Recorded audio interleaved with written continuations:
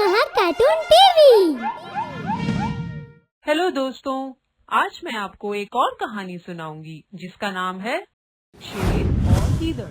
बहुत पुरानी बात है। एक जंगल में एक शेर और शेरनी का जोड़ा रहता था और वो एक दूसरे से बड़ा ही प्रेम करते थे। शेर शेरनी के लिए शिकार करके लाता और फिर दोनों उसको मिल बांट कर खाते थे।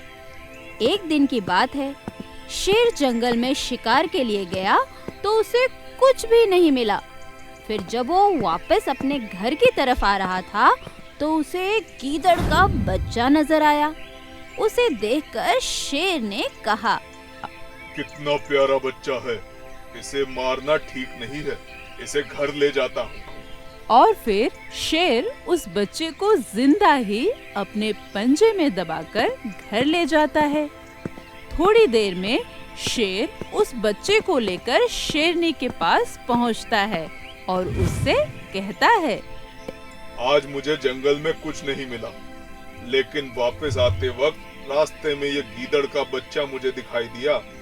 इस पर मुझे ना जाने क्यों इतना प्यार आ रहा था, तो मेरा उसे मारने का मन नहीं किया। तुम चाहो तो इसे मारकर अपनी भूख मिटा सकती हो।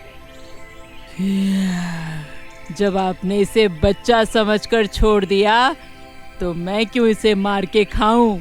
मैं भी इसे अपने दोनों बच्चों की तरह ही प्यार से पालूंगी।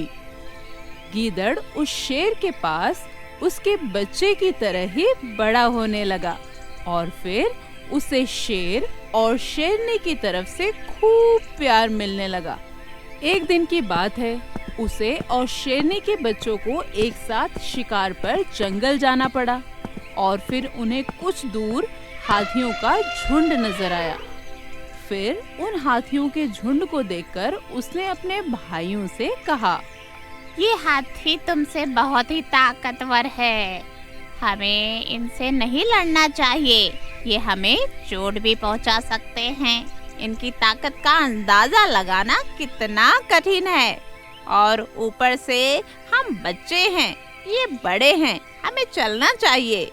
ये बातें सुनकर उसके दोनों भाइयों ने जोर जोर से हंसना शुरू किया और फिर वो कहते हैं, अरे तुम तो शुरू से ही डरपोक हो और तुम्हें तो डरना ही चाहिए, लेकिन हम नहीं डरते इनसे। शेरनी के बच्चे उसका मजाक उड़ाने लगे। गीदड़ को गुस्सा तो बहुत आ रहा था उन पर, लेकिन वो उन्हें कुछ नहीं कर सकता था। लेकिन फिर भी वो उन्हें कहता है, भाइयों, मैंने बिल्कुल ही ठीक कहा है। वो हाथी हमसे बहुत ही ज्यादा ताकतवर थे। अगर हम उन्हें छेड़ते तो वो हमें मार भी सकते थे। गीदड़ की यह बात सुनकर शेरनी के बच्चों में से एक बच्चा बोलता है, डरपोक डर गया, डरपोक डर गया, डरपोक। यह कहकर शेरनी के बच्चे उसका रास्ते भर मजाक उड़ाते रहे। घर आकर गीदड़ इन सब बातों के बारे में शेरनी को बताता है और कहता है, माँ, आप इन्हें समझा लें, ये पूरे रास्ते मेरा मजाक उड़ाते आए हैं। अगर मुझे गुस्सा आ गया तो मैं इन्हें मार भी सकता हूँ, आप इन्हें समझा देना।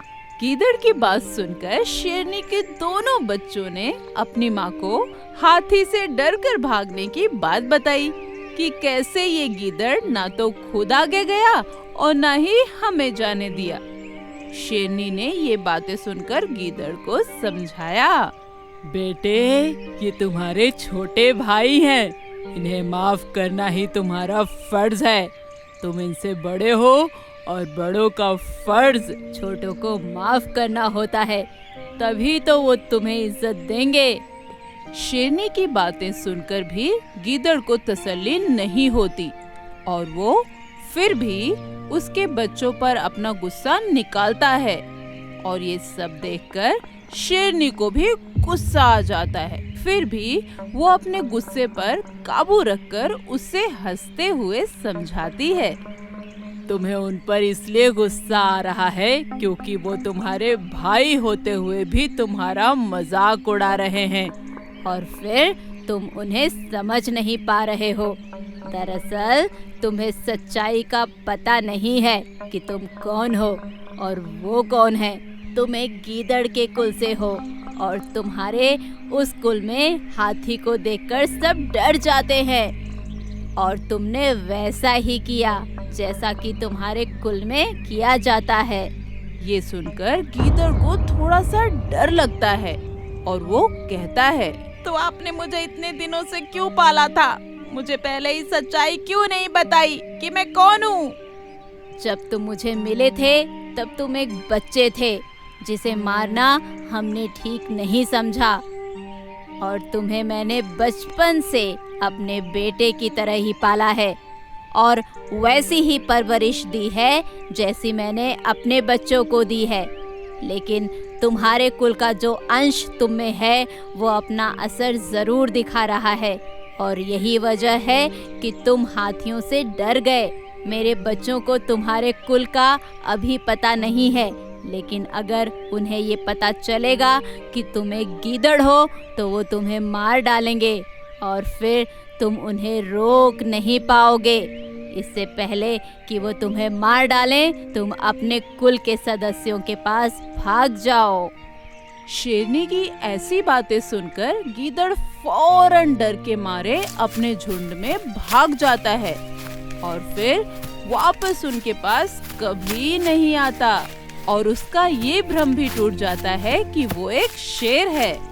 बच्चों, इस कहानी से हमें ये शिक्षा मिलती है कि हमारी पहचान कभी भी बदली नहीं जा सकती।